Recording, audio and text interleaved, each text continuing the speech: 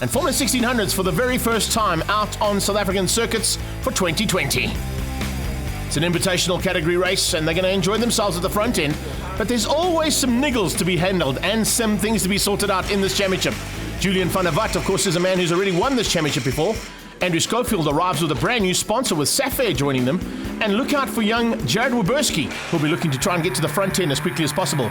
But the youngster who is quickest so far and starts on pole is Andrew RACKSTRAW.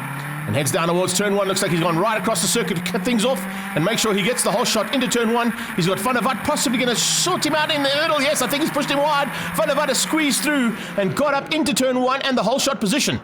Van Wheelie's right there as well. Good start from him. And then right on his tail, looks like it's Vos and WABERSKI going at it. Vos having a dive on the inside of Van Wheelie into turn 2. Can he squeeze through? No, he can't. Van Wheelie hangs on. So it's a nice start there for the first 5. A little bit of a gap down to 6th place. It looks like they're going to start opening up a bit of a margin there as they come through. WABERSKI, Setnich, look out for Ewan HOLTZHAUSEN as well. We're on board here with Jarrod WABERSKI as he looks in the rearview mirrors, trying to make sure there's no attack coming from behind at this point, but he's also concentrating on getting ahead of the other blue and yellow car just ahead of him.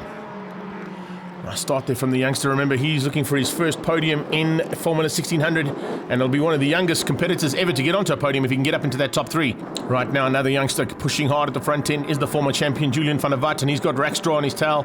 Race driver SA Machine starting to close things down now, and look at how he gets under braking into turn 6 to happen. Van Wheelie follows through. Watch out for the Formula Fords just in the background as well. Remember, it's a combined category today, being the invitational here at Red Star Raceway. As they come into the dog bone section, the first 3 starting to pull away ever so slightly. I think Vos might be holding WABERSKI up. And tucked in behind that comes the second group. Lieutenant Colonel Alan Meyer's in that one. There's the first of the Fords. It's Schofield out front. So nice drive so far from Ian Schofield, fighting hard there with Paul Schultz. And Ron Van Wheelie's out there too. So both the Van Wheelie boys having some fun. One in the 1600s and one in the Formula Fords. They head up towards the top right-hander now. That takes them onto the back straight for the very first time. And these Fords for the first time in full flight down here. Wings and slicks. Going to give it everything she can. Probably going to be just over the 230k an hour mark before they hit the brakes at the bottom end of the straight. There's the new sponsor on that car for Andrew Schofield. Great to see Fly Sapphire getting behind one of the cars. And he seems to be flying at the moment. Not like he usually does. He's normally up here in about the top 3 and 4, but looks like he didn't quite get the start he wanted as the first 5 go through the chicane. It's WABERSKI starting to put the pressure onto Vos. It looks like Alan Mayer starting to put the pressure onto Schofield. Setnich is in there as well as they cross and complete the first lap there. Nice one. 1:58.5 from Julian VAN DER WATT from a standing start. That's pretty decent stuff. And RACKSTRAW right on his tail. Those times will drop as we get into the thick of this first heat of this invitational Formula 1600 here at the Extreme Festival. Coming into turn 2, VAN DER WATT opening up a little bit more of a margin right now as he gets away from RACKSTRAW. RACKSTRAW doesn't seem to have an answer. It looks like those 2 boys from Cape Town are going to be fighting hard as they go into this race and to the real part of it. This is RACKSTRAW's point of view into turn 3. As he comes into turn 3 now, flicks it over into 4, and very, very good line there from him. This turn 5 is a difficult one. Triple apex corner, gets it all right, and gets the hammer down now, trying to close down on VAN DER WATT, but VAN DER WATT seems to be opening up a good margin. 3rd place, still Van Wheelie. WABERSKI's through to 4th. So Jarrod WABERSKI has found a way through and got ahead of Alex Vos. So change up there for 4 and 5. And the DAW man running those very famous colours that both his grandfather and his father ran in their times in single-seaters and in sports cars. Looks like he's looking good. Here's Ewan HOLTZHAUSEN closing down on the back end of Schofield. Schofield having a bit of a fight there with Setnich. This is great driving here. And oh, look how tight it is. A little bit of a problem, I think, there for Nick Setnich. He might have dropped back ever so slightly. He's lost, I think he might have just missed a gear going down into turn 6, and that just cost him dearly. He went into probably 4th or 5th as opposed to going into 2nd. Didn't quite work out, and he came out with no drive. And now we see on that back straight away now. Look at Andrew RACKSTRAW. RACKSTRAW looking for a chance now. They got a corner and a lap to go, and RACKSTRAW's trying to put the pressure onto VAN DER WATT. VAN DER WATT soaks it up, makes him go around the high line into the chicane, onto the dirty stuff.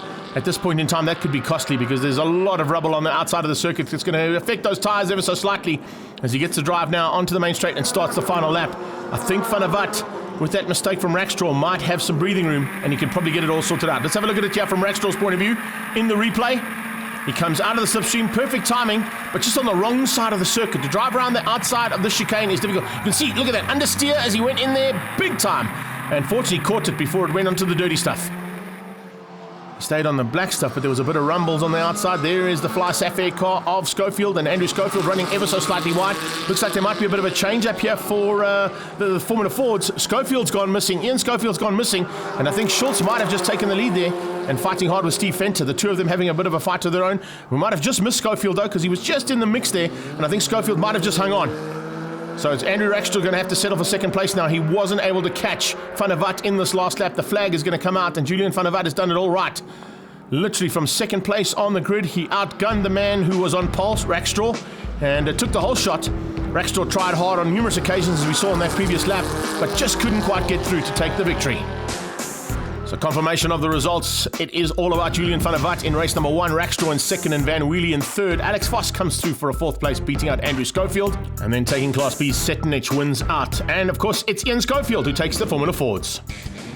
Let's catch up with Julian Van der Watt down in pit lane. It's been great to be back. Thanks to MSA for allowing this. Yeah, it's been over a year now since we were in a race car. Probably Red Star last year was the last race. So to come back here, great to be back in the paddock, back in the car. We were quickest on a Friday. Qualifying, we went a little bit wrong on the setup, but Rackstraw's quite quick this weekend. But yeah, we got a much better start than him and just managed to keep the lead. He tried a overtaking move on the outside into the last corner, but luckily we managed to fend that off and just came home with the win.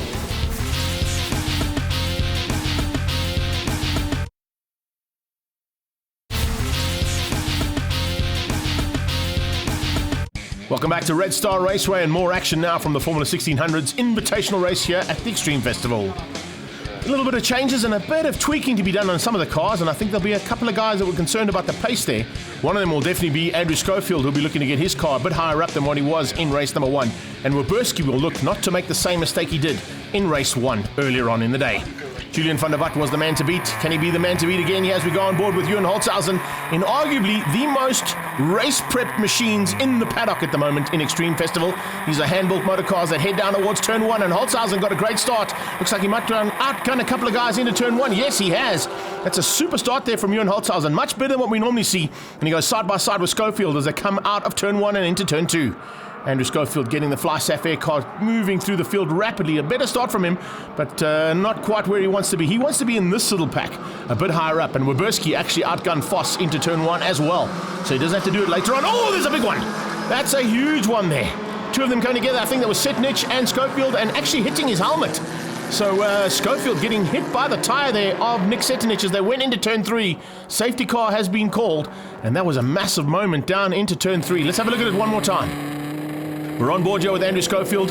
Watch for the car to come flying over his left shoulder and actually hits his Arrow helmet. Thank goodness he had that Hans device and the Arrow helmet on. And you can see he just holds his helmet for a little while there. I think he was just concerned about, and that's why. That is a huge knock, and actually probably going to have a bit of a neck injury on that man as well. Unfortunately, looks like he's okay, but he's hanging on to the helmet for now. But here's Alan Meyer's point of view. Look at Ewan HOLTZHAUSEN. He spins out all on his own before the incident even happens down into turn 3.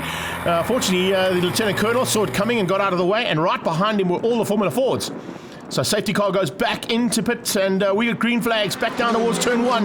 It's Rackstraw from Van der Watt and Van Wheelie, WABERSKI and Voss, the top 5 of the first race. A little bit of a change up in terms of the top 2, but everything else remains the same. We're on board here with Ian Schofield as he goes through turn 1, heading up towards turn 2. This is the lead car in the Formula Ford battle, a bit further back in this pack. He's got Venter on his tail, and Stevie Venter's probably going to give him a good run. So is Ron Van Wheelie. Big Ron's in there as well, having a great dice and loving life back in the seat of a race car. The DAW car machine looking pretty good at this point in time, and WABERSKI is looking to close things down there on Van Wheelie. Multiple champion Van Wheelie in this class, a former champion just ahead of him as well in Van der Watt, and a man who'd love to be champion, Andrew Rackstraw, leading things out at this point in time. I'll tell you something, WABERSKI's maneuver into this class is going to be one that a lot of people are going to be watching, and a lot with bated breath as well, because they know just how talented that young man was in karting. And of course the pedigree of the family is definitely something to look out for as well. Late braking from Van der Watt as they get to turn 6, closes right down on his stablemate. Looking for a chance to get through, but he can't find it just yet because Andrew Rackstraw is placing that car perfectly. He's not giving any room to anybody to get through. And in fact, what it's done is it's concertinaed the field, and we've got almost all 5 cars there fighting for the lead. So Rackstraw hangs on. Van der Watt looking for opportunities to get past. Probably the best one he's going to have is where they're heading to now. It's a left-hand flick, and then of course up towards the double right-hander that takes them onto the N12 straightaway. It's almost a kilometer long, and that's where they're going to see some slipstream effect. And if he can get it right and Van der Watt can go on the inside line, he might be able to just outgun him. And problems there for Van Wheelie running wide. That's going to give WABERSKI a chance. WABERSKI's going to try and pounce at this one. Yes, he's going to get through. WABERSKI's got the inside line, and Van Wheelie, I think, might have been caught napping there with that little mistake he's made. Yes, he has. Watch for the late braking. It's the 75-meter mark, and they're onto the anchors. And into third place goes WABERSKI. Perfectly done after the little mistake there from Van Wheelie. Van Wheelie will try and recover. Look at Van der Watt, though, applying more and more pressure as they go across the line and complete another lap. Brilliant stuff there from them. Here comes Van Wheelie trying to come back at the youngster. WABERSKI placing his car into the perfect position for turn 1 to not allow Van Wheelie through. So it's the rookie versus the former champion for Venter off there. Steve Venter just getting it slightly wrong, and fortunately gets back on track in the Formula Ford, but it's going to drop him down probably into about 3rd or 4th place in that Formula Ford battle, moving Schultz up behind Schofield. Issues heading down the back straight away there. Who is that? That was Van der Watt. Julian Van der Watt with a problem. Julian Van der Watt slowing up dramatically down the short straight, and that's going to put him right out of contention. I think there may be an issue on that car that he's not going to be able to drive around, even with the oodles of experience he's got. He's going to try and nurse that car to the end, but that's not what he wants. And RACKSTRAW's got it plain sailing now. He's got a decent enough margin over 2nd place, which is now Van Wheelie by the looks of things. Van Wheelie might have just got through in the background, I think ahead of Jarrod WABERSKI, as we head now into the closing stages of this final lap. It's the long straight into the chicane. There is the gap. And looking down there, it looks like it's still Jarrod WABERSKI who's into 2nd place. Van Wheelie looks like he may possibly be in for a chance here for a second, but he's going to have to try and outgun WABERSKI into this one. We'll wait and see as they cross the line, but it's a fantastic drive. Flag to flag there for RACKSTRAW. This time he hangs on for the victory. He's going to be stoked with that one, that's for sure. RACKSTRAW comes through ahead of Nicholas Van Wheelie and Jarrod WABERSKI into 3rd place, his first podium in Formula 1600. So great effort there from the youngster. Class B this time goes to Alan Meyer, and Formula Fords it's Ian Schofield, Paul Schultz and Ronald Van Wheelie. Let's catch up with RACKSTRAW now down in pit lane. It's awesome to have Julian here. Learned a lot from him with all of his experience, and I just kept building on that the whole weekend. And yeah, I got a good start. I got ahead of him. Not sure what happened, but I'm quite happy with the win, and nevertheless, more points. Formula Ford overall and 2nd race winner, Ian Schofield. First race was quite straightforward, but the 2nd race, Paul Schultz put real big pressure on me. It kept me very, very honest. I had to drive really well for that one. It was all a bit wild at the start. Various cars were flying through the air, so it was quite hectic. But after the safety car went, managed to get my head down and pull away. But yeah, it was hard work, but got the result in the end.